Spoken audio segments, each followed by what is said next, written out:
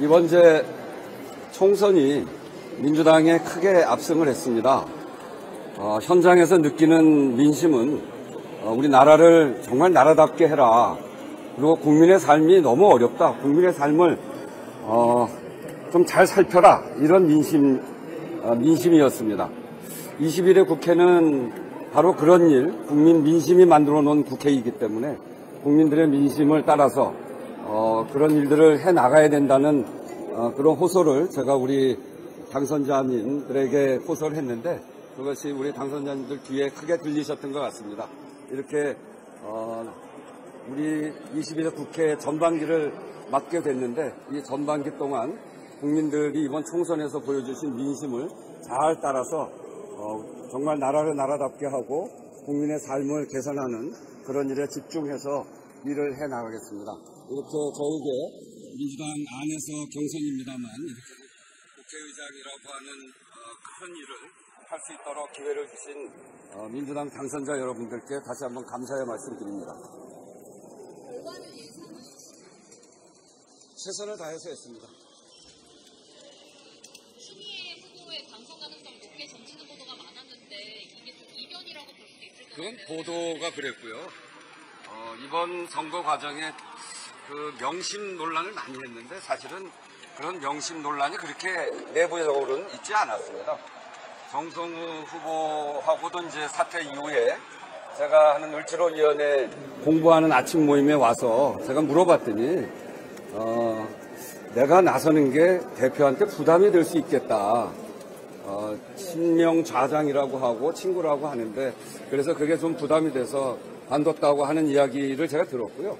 그리고 두 분의 단일화도 아무래도 제가 당 안에서 여러 가지 활동을 제일 많이 했잖아요. 을지로위원회도 그렇고 기후위기 그린 뉴딜 연구회도 그렇고 또 기본사회위원회 그리고 후쿠시마 원전 오염수 방류 저지를 위한 총괄대책위원회 또 홍범도 장군 기념사업회 이사장 이렇게 하면서 저 활동을 같이 했던 분들이 굉장히 많습니다. 그래서 저는 이것은 무슨 이변이나 이렇게 보지 않고요.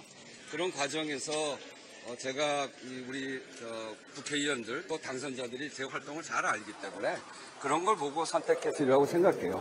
그리고 두 분 단일화는 아무래도 이제 제가 오랫동안 활동을 하면서 관계를 맺어온 국회의원들과 당선인들이 많기 때문에 그것 때문에 단일화를 하고 그랬던 것으로 보여집니다. 그래서 친명이 어디로 쏠렸다 이런 얘기는 언론의 과한 추측이고요.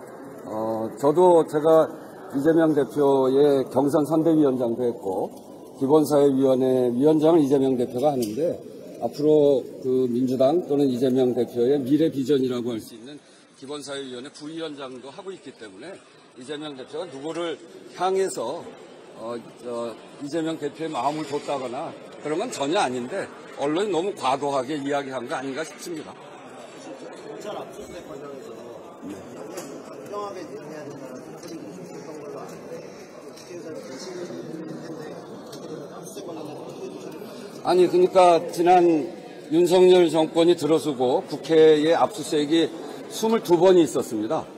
근데 그중에 95%가 민주당과 관련돼 있는 압수수색이에요. 그러니까 이거는 최소한의 균형도 이루지 못하는 일이고 정말 압수수색이 꼭 필요한 일인가에 대해서도 압수수색 결과 이후 뭐를 압수수색했는지를 보면 매우 이거는 그 의도적인 압수수색이 아닌가 이렇게 보여지는 경우가 굉장히 많습니다. 압수수색할 때는 국회의장의 동의를 얻어야 되는 것이기 때문에 저는 그 부분에 대해서 아주 엄격하게 꼭 필요한 일인지를 살펴보고 엄격하게 하겠다라고 하는 거고요. 그게 국회의 상권 분립을 위해서도 필요하고 국회가 국민들에게 위임받은 권한을 잘 지켜내는데도 매우 필요한 일이다 이렇게 생각을 해서 저는 그 부분에 대해서 아주 엄격하게 관리하겠다 이렇게 말씀드립니다.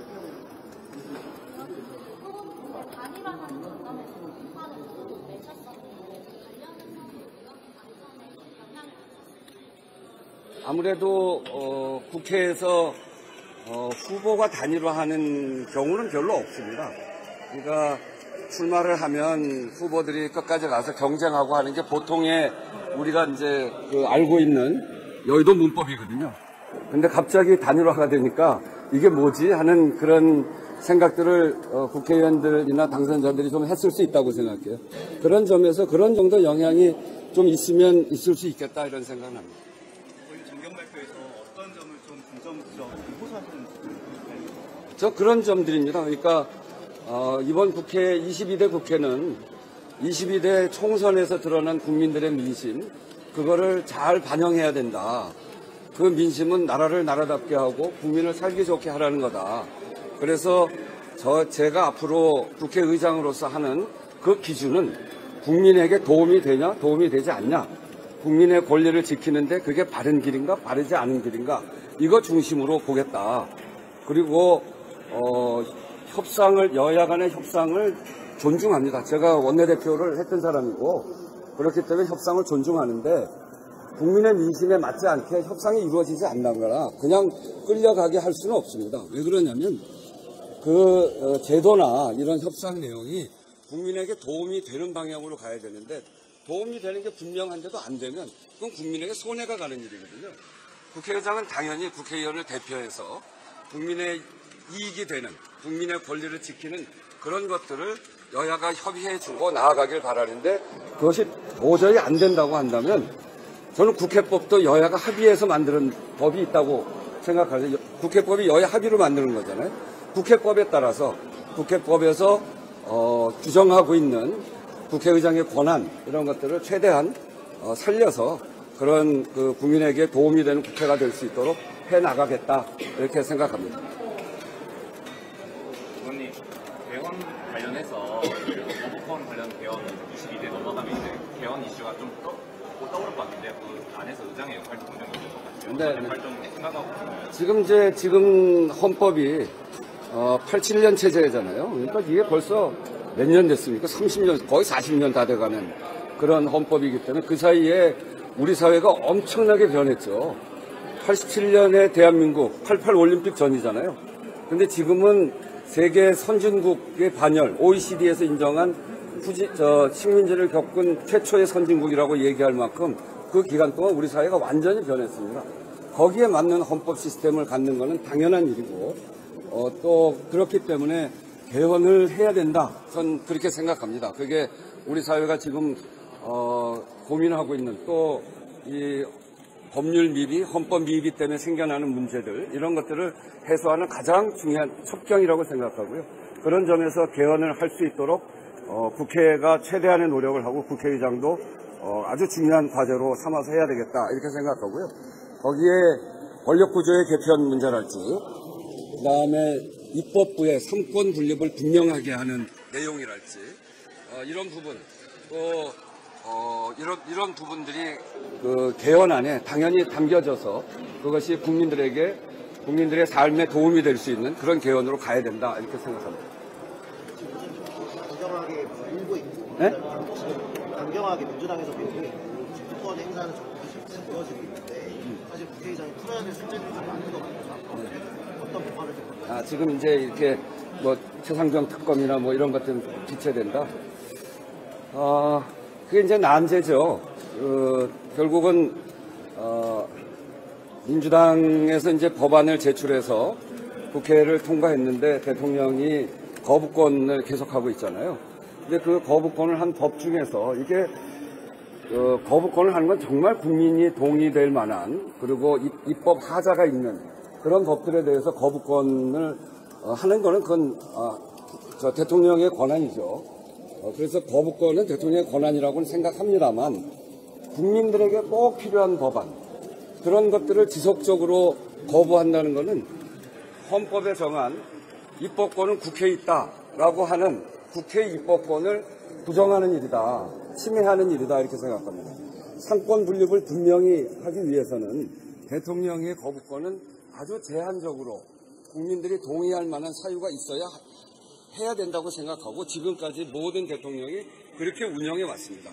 그래서 지금 거부권의 남용은 국회가 갖고 있는 입법권을 침해하는 것이 되기 때문에 상권 분립을 침해하는 일이고 그래서 그것은 국회의장으로서 안 되는 일이다 이렇게 생각합니다. 단지 거부권을 행사한 것들을 어떻게 그러면 통과시켜 나갈 것인가 야권이 합쳐서 192석이 8석이 부족합니다. 그 부분을 해결하는 일이 여야 원내대표 간 협상을 통해서 진행될 텐데, 저는 제가 가장 우리 헌정사상 어려웠던 문재인 정부 첫 해 원내대표를 거치면서 정말 어려운 협상을 해봤습니다. 123석밖에 되지 않는 여당이었고 여소야대였고 교섭단체도 3대1이었습니다. 저 혼자고 야당이 셋이고, 그리고 인수위도 없었기 때문에 이 장관 임명 과정에 국회 파행도 7번 있었고, 그런 속에서 정부 구성하는 국무총리, 대법원장, 헌법재판소장, 추경, 정부조직법, 본예산까지 국회에서 다 표결로 처리했습니다. 저는 그런 과정을 거쳐 나갈 것이라고 생각하는데, 국회의장으로서 앞에서도 말씀드렸던 대로 국민에게 도움이 되느냐 되지 않느냐, 대통령이 거부권이 정당한 사유를 갖고 있느냐 아니냐, 이런 거를 보고 국민들에게 호소도 하고, 또 양당 원내대표의 그 협의 과정에 저도 당연히 중재자로서 참여하게 될 텐데, 그게 단순히 중재만이 아니라 정말 국민에게 바른 방향으로 갈 수 있도록 국회의장으로서 최선을 다할 생각을 갖고 있습니다. 자, 이제 그만합시다. 네.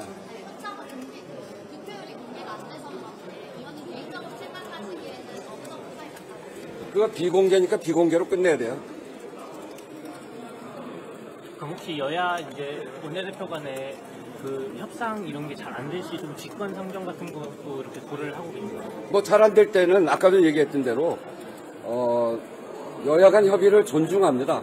그거는 국회라고 하는 게 대화하는 기구이기 때문에 여야 간 협의를 존중하는데, 정말 국민에게 이득이 되는 법인데, 국민에게 도움이 되는 법인데 정말 진전이 안 된다, 그런 법을 너무 정파적인 정략적인 문제로 잘 안 된다, 그러면 그럴 때는 국민들의 동의를 얻어서 직권상정, 그거는 국회법에 정하고 있는 거니까요. 국회법은 여야가 다 동의해서 만든 법입니다. 국회법, 여야가 동의해서 만든 국회법에 정해진 절차에 따라서 그거는 그렇게 할 수 있다라는 점을 말씀드립니다. 자, 고맙습니다.